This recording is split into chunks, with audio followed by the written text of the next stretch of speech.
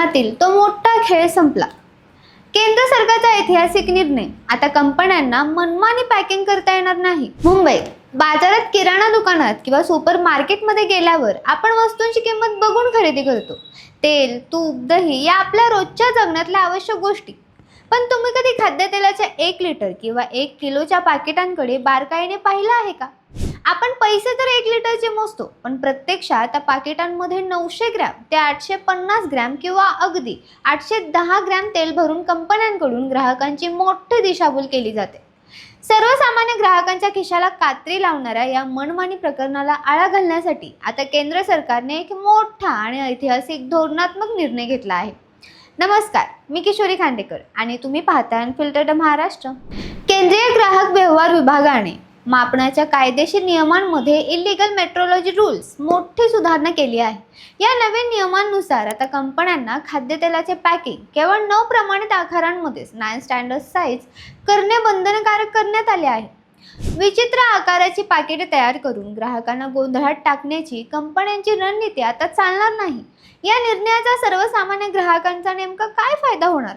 बाजारातील जुन्या पाकिटांचे काय होणार आणि कोणत्या तेलांना हा नियम लागू असेल याची सखोल माहिती आपण पाहणार आहोत। सर्वसामान्य ग्राहकाला ग्रॅम आणि लिटर मधील तांत्रिक फरक चटकन समजत नाही, कारण पाण्याचा 1 लिटर आणि 1 किलो सारखाच असतो, पण तेलाच्या बाबतीत गणित बदलते। तेलाची घनता पाण्यापेक्षा कमी असते। याचा अर्थ असा की जर 1 लिटर तेल वजन केले तर त्याचे निव्वळ वजन फक्त 910 ग्रॅम भरते।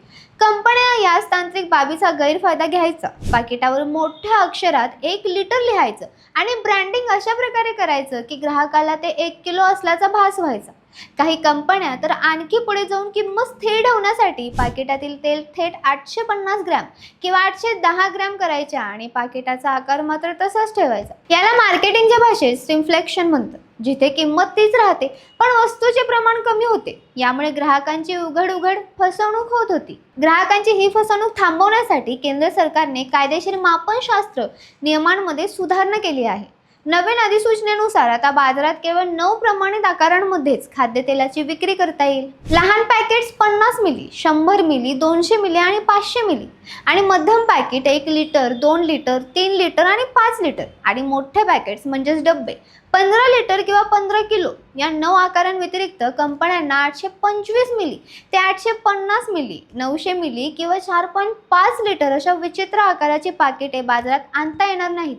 कंपन्यांना आता त्यांच्या पाकिटावर निव्वळ वजन अत्यंत स्पष्ट आणि ठळक अक्षरात लिहावं लागेल। केंद्र सरकारच्या या धोरणात्मक निर्णयामुळे बाजारपेठेत पारदर्शकता येणार असून ग्राहकांना थेट 3 मोठे फायदे मिळतील। किमतींची तुलना करणे सहज सोपे।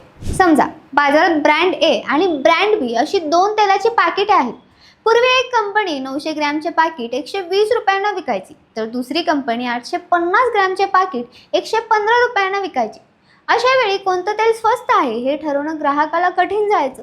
आता दोन्ही कंपन्यांना 1 लिटर किंवा 500 मिलीचेच पाकिट बनवावे लागेल, ज्यामुळे ग्राहक किमतींची थेट तुलना करून योग्य निर्णय घेऊ शकतील। मानसिक गोंधळ संपणार। लिटर आणि ग्रॅमच्या गणितात सर्वसामान्य नागरिक अडकणार नाही। त्याला माहिती असेल की तो 1 लिटरचे पैसे देत आहे आणि त्याला प्रमाणित 1 लिटरच तेल मिळत आहे। पारदर्शकता वाढणार, म्हणजेच कंपन्या ग्राहकांच्या नकळत वजन कमी करून नफा कमवू शकणार नाहीत। हा नियम लागू झाल्यानंतर सर्वात मोठा प्रश्न येतो की सध्या जे कोट्यवधी रुपयांचे तेल वेगवेगळ्या विचित्र आकाराच्या पॅकेटांमध्ये बाजारात किंवा गोदामांमध्ये पडून आहे, त्याचं काय होणार? केंद्र सरकारने यासाठी कंपन्यांना आणि व्यापाऱ्यांना 6 महिन्यांच्या सवलतीचा काळ दिला आहे। या 6 महिन्यांच्या कंपन्यांना आपला जुना स्टॉक विकून संपवावा लागेल। 6 महिन्यानंतर मात्र बाजारात केवळ 9 प्रमाणित आकारांमधीलच तेलाची पाकिटे दिसतील। हा नियम भारतात वापरल्या जाणाऱ्या सर्व प्रकारच्या खाद्यतेलांमध्ये लागू असतो आणि यामध्ये शेंगदाणा, सूर्यफूल तेल, सोयाबीन तेल, मोहरीचे तेल, पाम तेल, सरकीचे तेल आणि इतर सर्व रिफाइंड तेलांचा समावेश आहे। या नियमांमुळे तेल उत्पादक कंपन्यांना पॅकेजिंग यंत्रणेत आणि लॉजिस्टिक्समध्ये मोठे बदल करावे लागणार आहेत। ज्या कंपन्या विचित्र आकाराच्या मॉडेल्सचा वापर करून बाटल्या किंवा पाकिटे बनवायच्या, त्यांना आता त्यांचे मॅन्युफॅक्चरिंग फ्लॅट्स प्रमाणित आकारानुसार अपडेट करावे लागतील। सुरुवातीला कंपन्यांना यासाठी काही अंशी खर्च करावा लागेल, मात्र दीर्घकाळाचा विचार करता यामुळे निरोगी स्पर्धेला चालना मिळेल, ग्राहकांचा ब्रँड्सवरील विश्वास वाढेल आणि बाजारातील काळा बाजार किंवा छुप्या मार्गाने होणारी नफेखोरी थांबेल। अनेकदा आपण राजकीय घडामोडी, वाद प्रतिवाद यावर जास्त चर्चा करतो, परंतु सर्वसामान्यांच्या रोजच्या बजेटवर आणि स्वयंपाकघरावर थेट परिणाम करणारे असे निर्णय खऱ्या अर्थाने महत्त्वाचे असतात.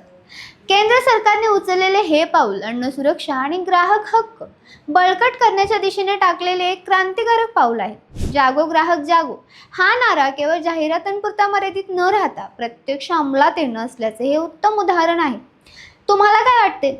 केंद्र सरकारच्या या निर्णयामुळे खाद्यतेलांच्या किमतीवर काही परिणाम होईल का? आणि या नियमामुळे ग्राहकांची फसवणूक खरोखरच थांबेल का? तुमचे विचार खाली कमेंट बॉक्समध्ये नक्की शेअर करा आणि हा माहितीपूर्वक व्हिडिओ जास्तीत जास्त लोकांपर्यंत पोहोचवण्यासाठी लाईक आणि शेअर करा. दैनंदिन जीवनाशी निगडीत अशाच महत्त्वपूर्ण आणि अभ्यासपूर्ण विश्लेषणासाठी आमच्या चॅनलला सबस्क्राईब करायला विसरू नका. धन्यवाद.